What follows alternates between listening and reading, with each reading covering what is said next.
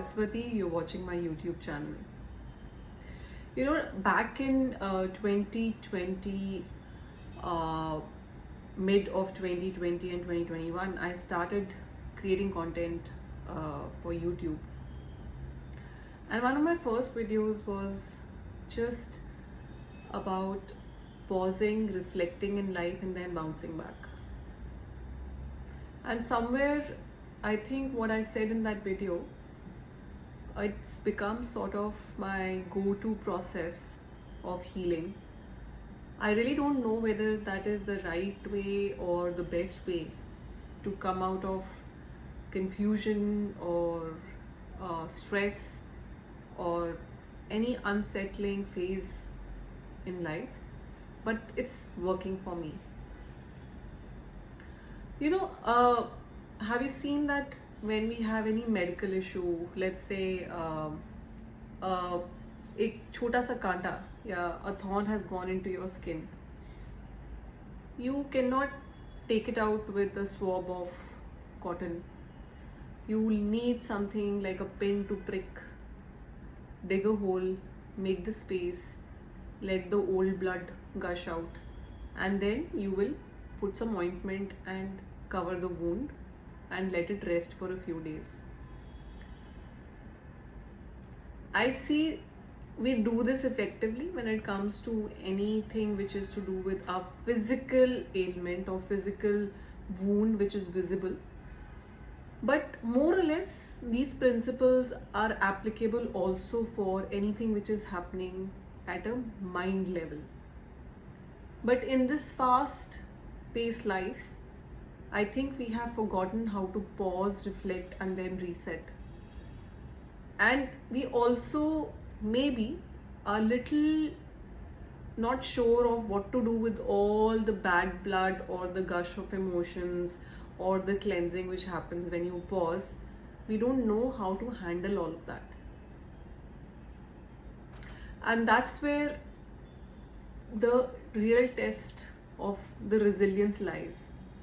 There'll be no one to help during those phases. It's only you, your best friend, going through the experience. But in my experience and my suggestion, I can tell you one thing. God also helps those who helps themselves is something which you might have heard of, and this is very true. And that help possibly will only come in the time of when you are self-reflective, when you have taken a pause, and a lot of what's going on underneath the surface will come up.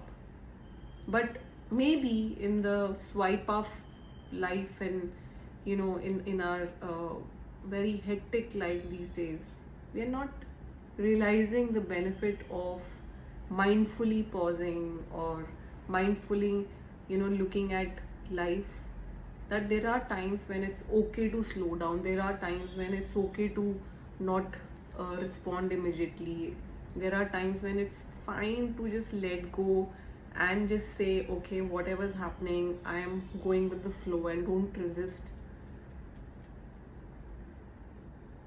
At least this is my experience, and repeatedly I've seen this.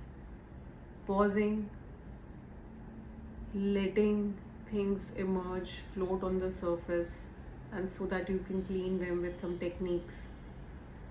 That is the best way rather than shoving things under the carpet. Most of the mental health issues people are facing are because they have not really given enough time and attention to what's going on in their mind. We are continuously looking for things outside of ourselves to project. It could be projecting our own emotions on the people around us or projecting our emotions on the situations around us.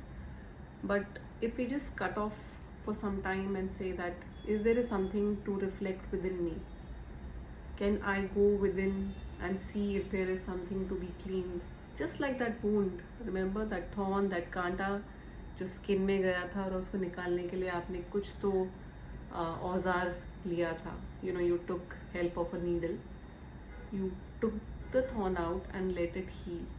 That is the kind of time even the mind takes. Just reflect on it. I thought I'll share this with all of you, and also put a test to what I said 4-5 years ago, that pause, rewind, reset is the way to kind of get the rhythm back of the mind, body, and soul. But is it really applicable situation after situation? Yes, it is, because that's the only thing sort of which works for me. Outside suggestions which have worked for other people perhaps, is not necessarily going to work for me all the time. It is my own journey, own reflective journey, own um, you know introspection, figuring out why, what, how. It's a journey. I mean, you just immerse yourself and go through it. And there are so many techniques out there these days to kind of reset, right? Whether it's pranayams, meditation, guided meditations, so many hobby classes are there, whether it's in person or online. Kind of everything gets resets, your energy gets reset. And also, while talking about pause, rewind, and reset, I also figured that it's not necessarily important to go in extreme for anything in life. That somehow, or equanimous or equilibrium in life is very, very important. I think most of our issues also arise that maybe in our reaction, in our action, or in our response, we have gone in the extreme. And it's not for you only to be blamed. It is also the society we are in, the people we are with, the sangha which we are keeping. We also get affected by our sangha. So watch out the company which you are keeping. Are they help you progressing in life, or are they creating more confusion and toxicity around you?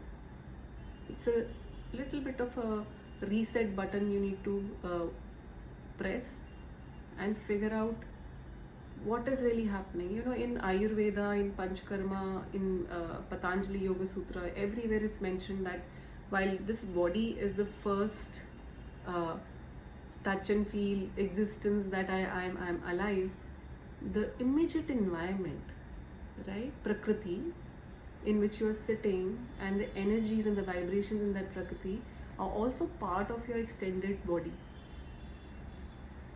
So just watch out what's happening around you, or just watch out of the mind you are taking in that environment. Is it contributing to creating that Prakriti which is conducive for someone's growth, or it is creating a Prakriti which is creating disturbances in someone else's mind?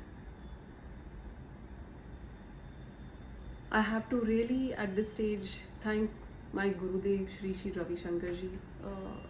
I started doing the practices of Art of Living, Sudarshan Kriya, Sahaj Samadhi meditation, Padma Sadhana, went for advanced meditation courses, yoga retreats, meditation retreats. And it's been roughly around 20 to 25 years I've been on this journey. And I'm so thankful that I have these techniques with me. And sometimes I just might forget, on tough days, but I keep bouncing back. And I think that's the beauty of having these techniques with you. Living and growing with these techniques, living and growing with the Sangha, living and growing under the grace of a living master. Thank you so much. I thank my master, I thank my Art of Living community, I thank my family for even giving me that Prakriti, that right environment to imbibe the knowledge and to continue on the path of self-discovery. I just wanted to share this, and I hope you are also on your journey of pause, rewind, and reset, and keep blossoming, keep growing, and stay happy in life. Bye.